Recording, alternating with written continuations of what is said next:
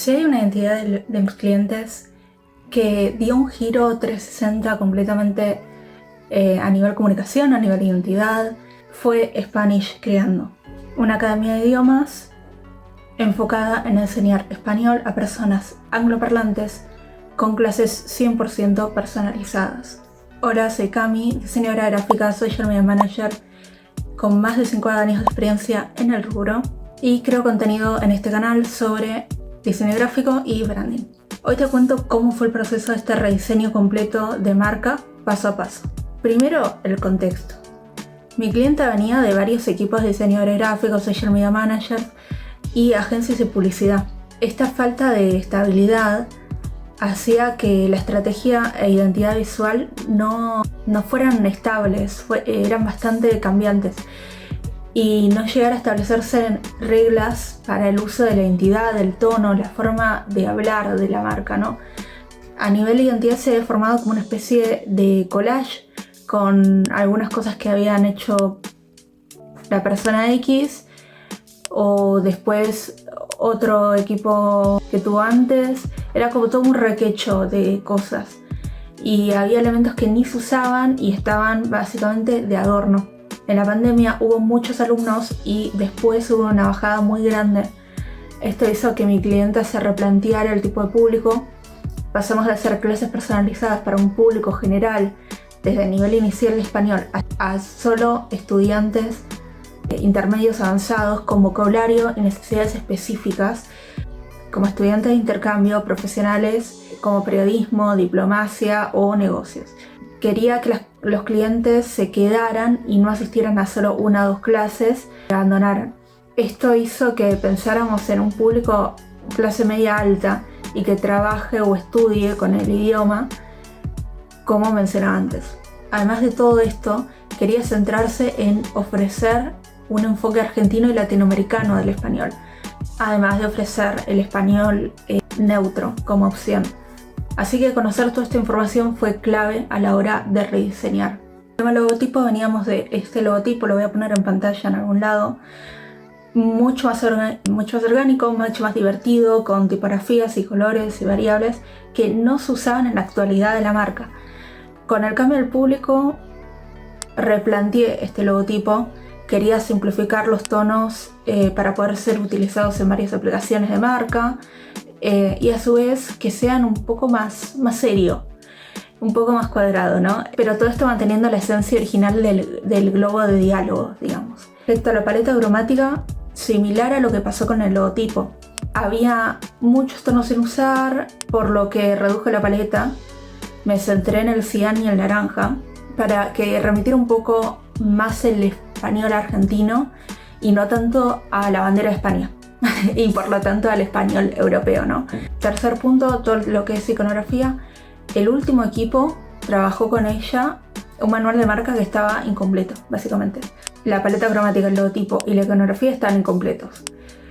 Lo voy a estar también poniendo en pantalla para que tengan refe de lo que yo recibí, ¿no? Y digo incompleto porque no tenía reglas. O sea, no tenían reglas de uso, no sabías cómo usar eso. Y tampoco eran elementos que se estén usando, entonces nada, todo muy raro. Eran elementos muy generales a los cuales le faltaba esa integración con la marca. Por eso empecé a plantear un sistema de elementos vectoriales, iconos, números que pudieran unirse entre sí y usarse en distintas aplicaciones de marca, pero principalmente en redes sociales, que era como el foco principal de mi cliente. Después todo lo que fue tipografías, mantuve la tipografía Railway como familia central, como tipografía central, tanto para títulos, textos de lectura y las traducciones. Después todo lo que era estrategia de contenido, sabiendo todo lo anterior y que a pedido de la clienta solo subiéramos contenido orgánico, me centré en armar una estrategia funcional. Como pilares de contenido, la clave para mí era trabajar con un enfoque educativo, como consejo de comunicación, vocabulario en distintos ámbitos. Otro pilar enfocado en curiosidades y entretenimiento, como contar tradiciones argentinas, de dónde provienen ciertas palabras o formas de hablar. Usar algún día temático del mes como excusa para compartir una curiosidad, hablar de sustentabilidad, de diplomacia, de negocios en Latinoamérica, un montón de ese tipo de cuestiones. Y como último pilar también pensé en lo informativo, obviamente. Todo el contenido estaba traducido al inglés, eso es interesante mencionarlo. A pedido también de la clienta, quería que todo el contenido, por más de que estuviéramos hablando en español, se entendiera en inglés. Yo le había propuesto hacer directamente todo en inglés y laburar las palabras puntuales de qué significaba toda esa explicación en inglés, pero bueno, quería tener ambos, tanto el español como el inglés, como si fuera un libro de actividades de cuando uno estudia un idioma, tener ambos. Entonces ahí hubo una dificultad de cantidad de texto que podemos meter en los carruseles, porque era como mucho texto, o cómo hacíamos las traducciones, ¿no? Había como, esa fue una dificultad. Terminamos resolviendo como un pie de página, medio como una especie de pie de página con la traducción y nada, y tratar de acotar lo más posible el texto.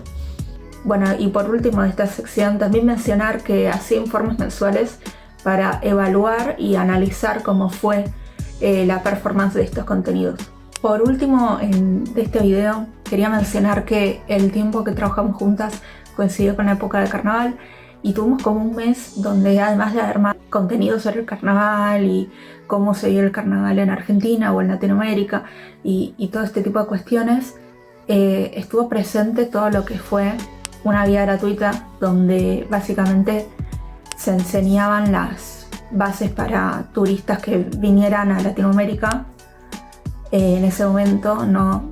Vocabulario y palabras para esos turistas, tipo buenos días, buenas noches, cómo tienen que usar, cómo y cuándo tienen que usar el español más formal en Latinoamérica, cómo se diferencia del español neutro, bueno, ese tipo de cuestiones que culturalmente también como que afectan a la hora de hablar.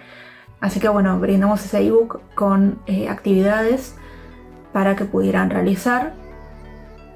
Todo el contenido estaba en español e inglés y contaba con los links también a las redes sociales de la academia, cosa de que tienen alguna duda, alguna consulta, quieren coordinar alguna clase ya paga, que lo pudieran hacer.